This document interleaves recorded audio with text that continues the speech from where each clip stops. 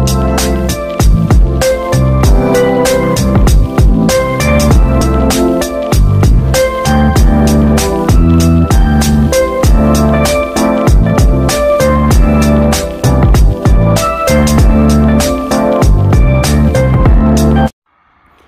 kita di pelatihan engineering by PT Minokarya Sejati, konsultan mechanical electrical plumbing HPAC.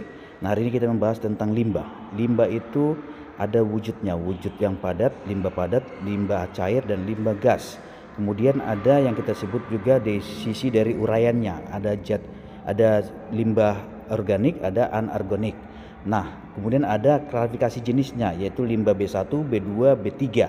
Nah, hari ini kita jelaskan B1 itu apa. B1 itu adalah seperti ini, daun-daun ini, ya, itu B1 yang bisa diurai, yang dari alami, ya, daun dan sisa-sisa makanan juga nanti. Ya, jadi di dalam limbah B1 kita bisa mengenal apa-apa aja sih jenis-jenis limbah B1, apa contohnya? Daun-daun kering, ya, yang berguguran, terus nanti kemudian sisa-sisa makanan, jadi yang bisa diolah, artinya yang bisa diuraikan. Kemudian kita sebut limbah organik, ya, seperti limbah sisa makanan ini kita sebut yang bisa diolah dengan mudah, dengan cepat, ya. Kemudian di dalam sumber limbah itu ada beberapa bagian, ada sumbernya dari komersial, industri, dan domestik, dan agrikultur, ya. Kemudian kita akan menjelaskan apa-apa aja sih yang disebut dengan B1. Tadi sudah saya jelasin, limbah B1 itu sisa makanan dan daun. Kemudian kalau untuk B2 itu berhubungan dengan plastik, ya. Plastik ini yang susah, artinya B2 ini limbah yang susah diuraikan, tapi bisa diuraikan, tapi membutuhkan waktu yang lama. Jadi beberapa limbah yang disebut limbah B2 yaitu dari sisa dari limbah dari industri ada, komersial juga ada, ya, seperti plastik. Kemudian limbah B2 itu ada seperti kita katakan kertas, ya. Kertas ini juga termasuk limbah, sisa-sisa kertas. Ini berasal dari domestik ada, kemudian dari komersial juga ada, kemudian dari industri juga ada. Ya, kita sebut dari jenis dari limbah B2. Limbah B2 tadi kertas, plastik, dan nanti kita ada kaca juga. Itu kita sebut dengan limbah B2.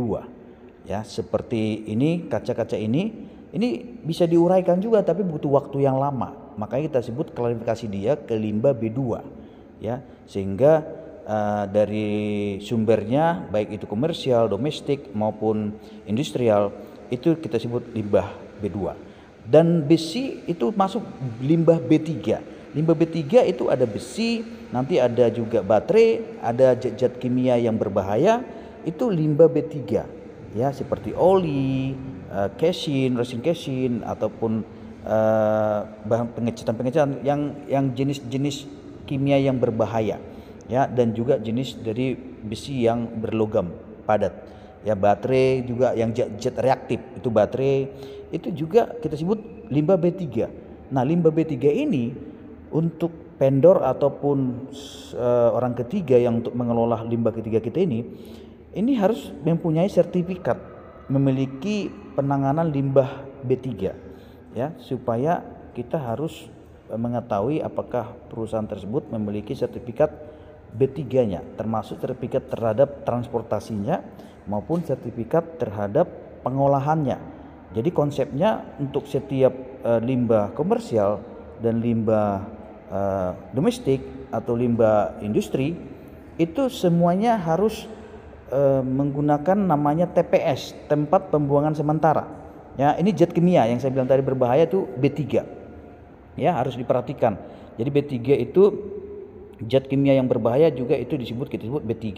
Ya, teman-teman. Jadi hari ini saya sudah membahas tentang limbah sehingga teman-teman dapat mengetahui bagaimana itu limbah dan apa wujudnya dan apa uraiannya dan apa yang disebut klasifikasi uraian, klasifikasi sumber, ya, dan disebut jenis-jenis klasifikasi jenisnya limbah B1, B2, B3. Ya, demikian saya menjelaskan tentang limbah kepada teman-teman engineering, karena engineering juga harus mengetahui tentang limbah. karena limbah itu juga kita urus supaya membantu dinas lingkungan hidup supaya jangan ada pencemaran ya, seperti industri itu limbahnya bisa juga asap, itu limbahnya juga termasuk ya, ataupun banyak dari industri yang benar-benar memberikan limbah yang berbahaya. Nah, para teman-teman engineering harus mengenal limbah-limbah tersebut dan harus bisa bekerja sama dengan perusahaan-perusahaan yang bisa menangani limbah yang bersertifikat B3, yang artinya ada peraturan undang-undang secara pemerintah untuk klarifikasi perusahaan-perusahaan yang bisa menghandle limbah B3 khususnya. Limbah B3 khususnya itu ada terregistrasi, namanya terregistrasi dengan Dinas Lingkungan Hidup ya. Demikian.